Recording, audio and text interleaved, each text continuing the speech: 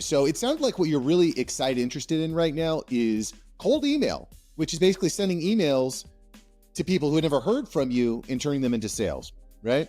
Yeah, 100%. So last time we chatted, it was all about warm email. So a little bit of context because a lot has happened since then, right? So I own a company called Email Paramedic. For the longest time, we've done just warm email. So basically, that means work with bigger companies. They already have an email list of opt-ins or customers, and we send personalized marketing emails to that warm audience of people that already know them to get them to book calls or buy products or whatever the call to action is, right?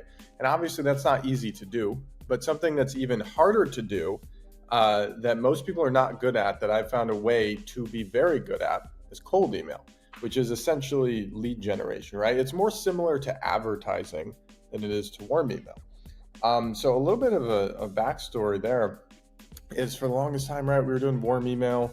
By now, we've generated over $200 million just from sending warm emails for all our clients, fixing their deliverability and all that. But I never touched cold email.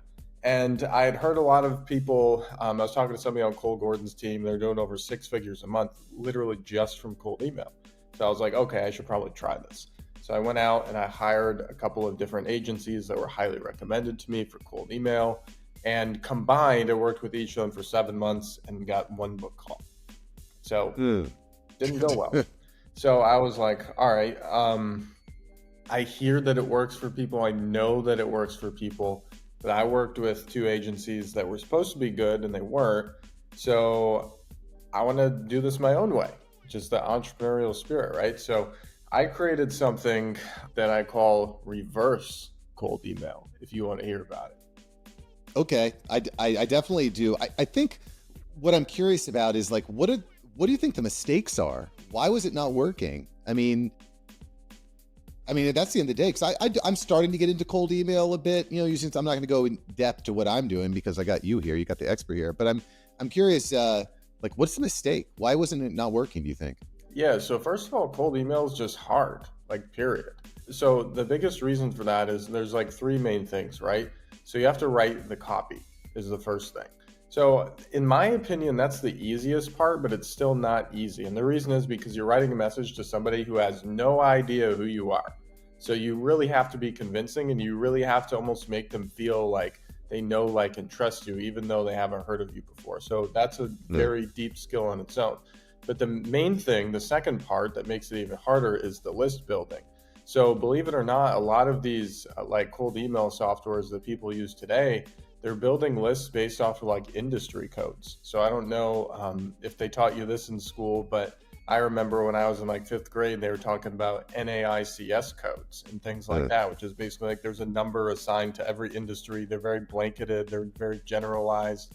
And like a lot of cold email platforms, they use that to build your list for you. So if you said, hey, I wanted to target online business owners, there's not even an option for that. You'd have to target like real life brick and mortar businesses, and it's just very generalized, like construction, for example. It's like, who even knows who's in that pool? It's like you don't even know who you're targeting.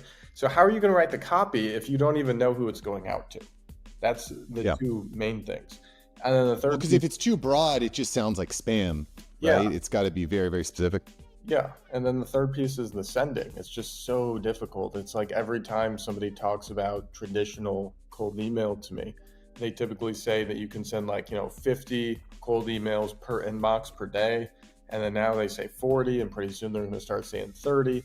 And it's just so difficult to not go to spam, because it's not like Google hasn't figured out what you're trying to do. So it's just very challenging. And like, people don't know you, they mark you as spam. It's just a complete headache to run cold email. So I think that's why people struggle with it.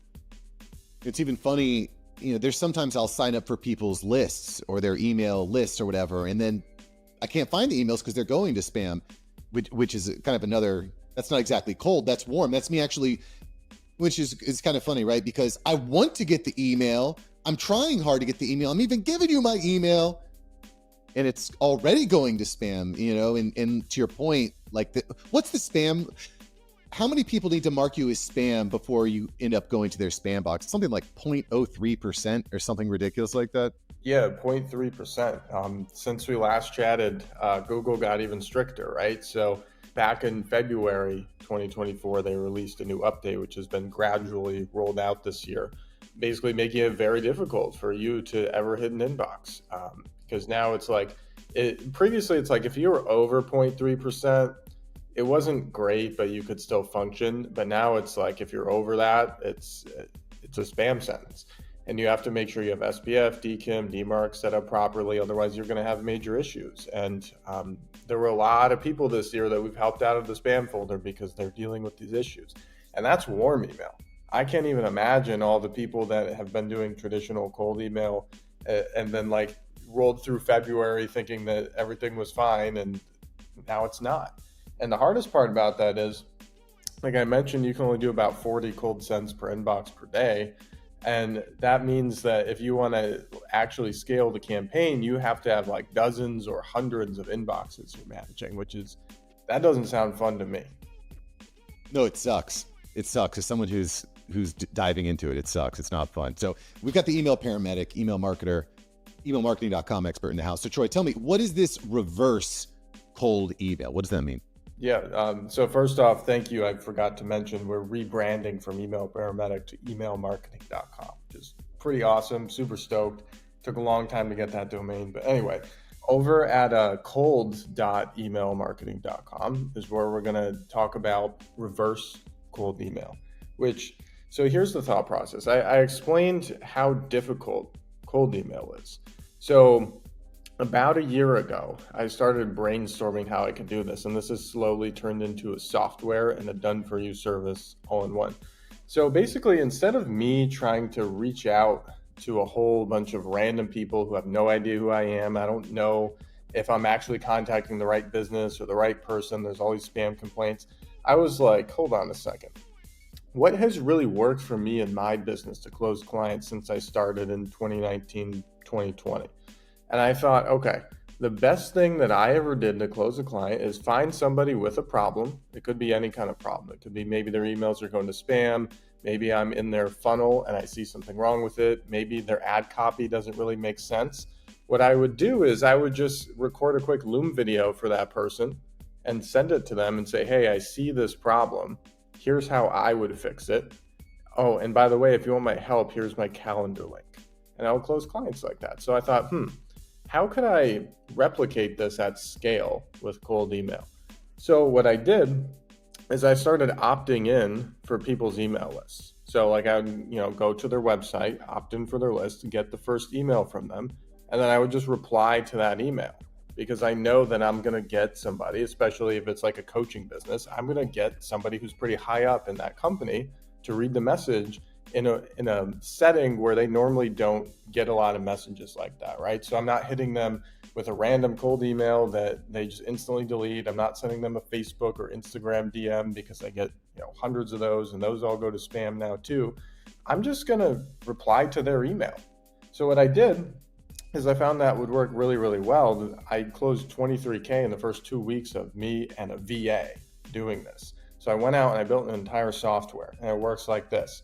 You tell it who you want to target. So let's say you're targeting coaches and consultants. So a lot of those people use ClickFunnels. So I can pull a list of everybody who uses ClickFunnels.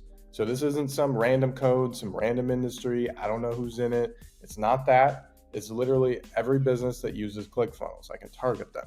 So what I do is I put that into the software, and it goes and it visits all those websites and opts in for their email list. And then when they send us the welcome email, we reply to it with pitch. So for example, if I was going to help coaches, with their funnel, I could reply to the email and say, hey, just joined your email list today, saw your funnel. It's a pretty cool offer. However, I noticed there's a couple of things with it that could be better to improve your results. And you could mention a couple of things that are commonly wrong with funnels. And then you invite them to get on a call. Or you could send them a Loom video, something of that effect. So that works exponentially better. And by the way, 2 more quick notes on that is normally when you set up a cold email campaign, you have to wait 2-3 weeks for it to warm up. With this, there's no warm up time. I can start sending today. And the other thing is I don't have to limit myself to 40 emails per inbox. I can send hundreds per day per inbox. So I can get up to about 10,000 sends a month on one inbox. whereas normally that would be like less than 1,000.